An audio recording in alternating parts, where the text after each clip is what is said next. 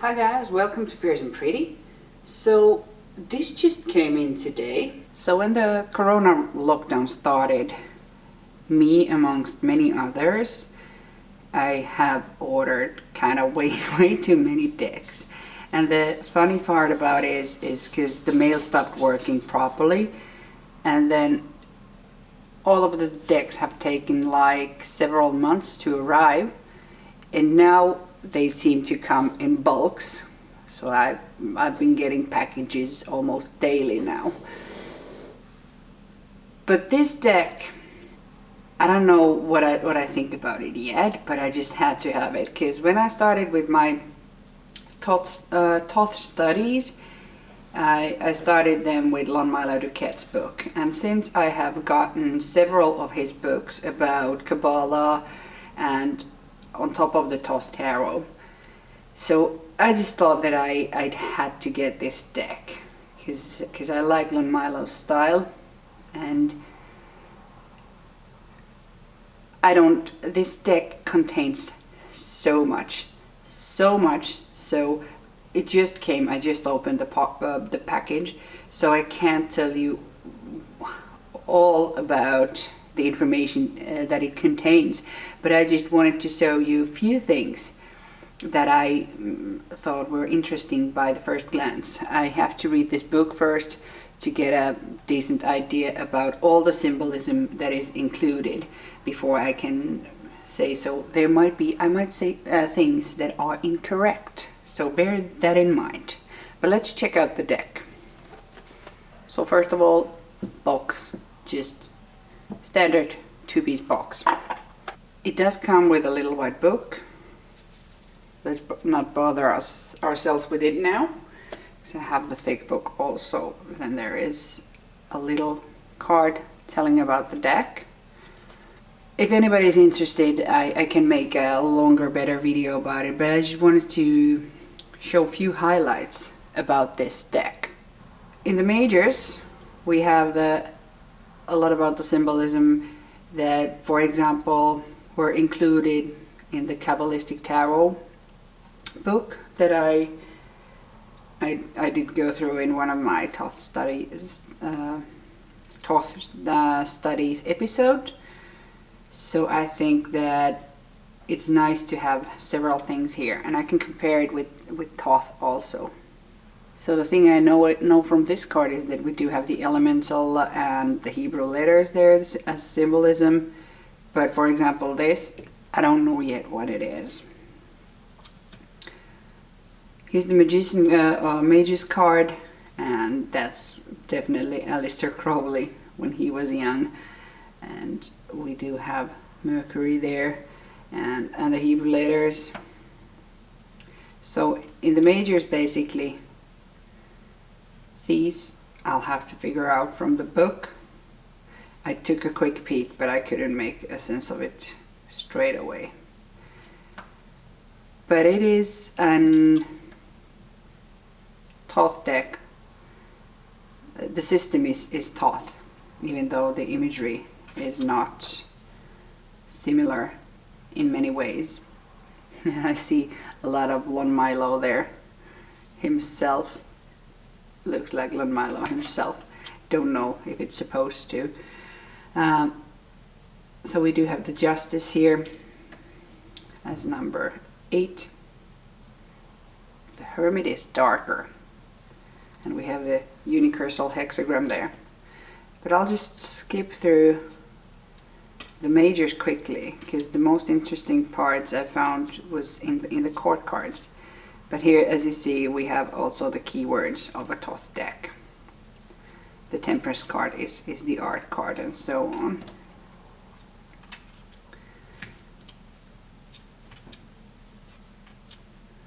And we don't have the Judgment card. We do have the Eon card and the Universe.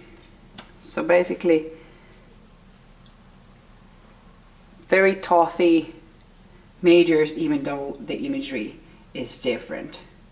But we do have a lot of stuff that I still have to go and figure out. But for example, we do have planetary. I'll show you this small part as a close-up. So as you see, there is the element of Earth, and then Saturn on top of the Saturn symbol is there, and then the Hebrew letters are included. So when it comes to minors, there is fire there, but all these tables, I guess there's a lot of Enochian stuff there that I'm not familiar with yet, but they are there and I need to look them from the book. But here it starts to get interesting for me on this level as a beginner that I am with all these, the things that I'm studying also with the Thoth, but they are clearly visible here in this deck. So we have the name here, Two of Wands, it's written, so you don't have to, with this deck, you don't have numbers, it's all written. But we do have the Mars in Aries there, but it's also written in here. So if you're not really good with all the symbolism yet, this is helpful. And then we have the card name, the Thoth name, Dominion.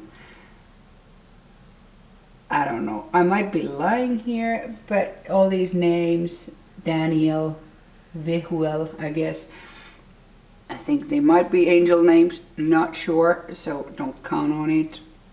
But what we do have also in the minors, we have the decans written on the card.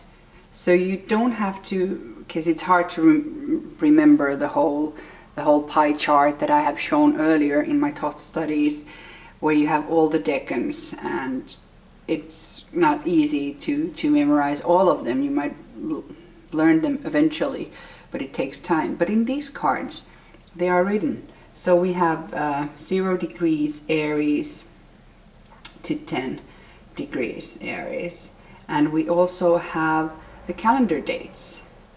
March 21st to March 30th. So we do have that also. So I think that's super cool and helpful for me in my studies. Same here. We do have Sol in Aries, so Sun in Aries, there we have Aries, there we have Sun, 3 of Wands, 10 degrees to 20 degrees of Aries, and March 31st to April 10th. And we do have a lot of stuff that I don't know. But then let's jump to the court cards. So here we do have something that I know what it is, but I don't understand it. So we do have some I Ching there. I'm not familiar in I Ching in any ways, but people who use that, we do have that stuff there. Maybe eventually, when I've studied enough the basic tarot stuff, I might get into that also, but let's see. But this is the Princess of Wands, and it says there, I'll have to take it closer so I see it. Throne of the Ace of Wands. Rules Cancer, Leo, and Virgo, and the quadrant above North Pole. So in these pie charts you also see how princesses are not represented by any zodiacs or any decans, but they rule a geographic area. So we have that there.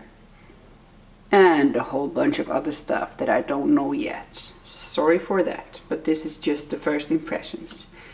And then with the Prince of Wands, we start to get to the personal cards that are attached to certain horoscopes, also certain zodiacal signs. And the Prince of Wands he's ruling from 20 degrees of Cancer to 20 degrees of Leo. And there's also the timing from July 12th to August 11th. So all the people, because in the Thoth system you do have your kind of the trump card or the major arcana that's is your zodiacal card, and then you do have the trump card, and then you do have also the minor card from the decan. So kind of you can find 3 cards for yourself easily just based on your birthday. But I'm really loving this fact because it's, for me, I always have to look in Lon Milo Duquette's book, the Thoth Tarot book, from this book, because normally I have to, every time I'm doing Thoth readings, and if I want to check out the court cards of that, are they talking about also the querent? So I have to go back to this cheat sheet that I have here, this table. But Lon Milo, smart guy, when he did his own deck, he wrote it on the deck. So now I don't have to cheat every time from the book before, because I normally just check it before I do the reading and write it in my notebook. So here we have it. And with the Queen of Wands, same thing. We have there from Pisces to Aries, March 11th to April 10th, because the court cards, they don't just rule one zodiacal sign. I've spoken about that earlier in my Thoth videos somewhere at some point. And the Knight of Wands, same thing, 20 degrees from Scorpio to 20 degrees of Sagittarius, so November 13 to December 12th. And then I see a lot of fire symbols here, which is natural for one suit, but all this other stuff and the I Ching I can't really comment about because I don't know enough about it. But this is really exciting. So here I'm using a quick example of my own birthday. I'm born the 11th of November. So if we check on the minor first, we do have the 6 of Cups, the pleasure card, Sun in Scorpio, and here you see my birthday fits in between those. It's the second last day of this decan. So that's why this is my card. And then also the Prince of Cups. He rules from 20 degrees of Libra to 20 degrees of Scorpio, October 13 to November 12. So also the 11th of November fits in there. And then the easiest part, Scorpio being the death card, and there we do have the big Scorpio. So those were just my initial thoughts about this deck. To be honest, I don't have time now to start really studying this deck. I know I can use it like a Thoth deck because I know enough about Thoth now to use this like a Thoth, so I might familiarize my way into it by using it just as a standard Thoth.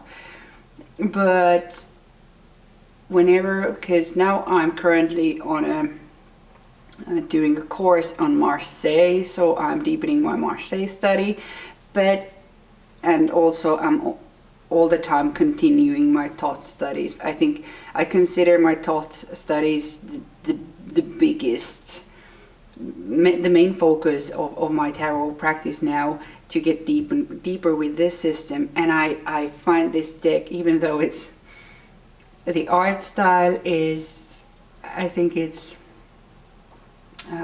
really cute. It's funny,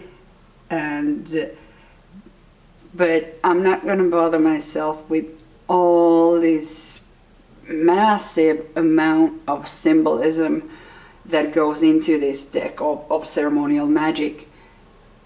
But I think eventually, when I will learn while I use this deck, and eventually I'll have enough time to read this book also and to go deeper.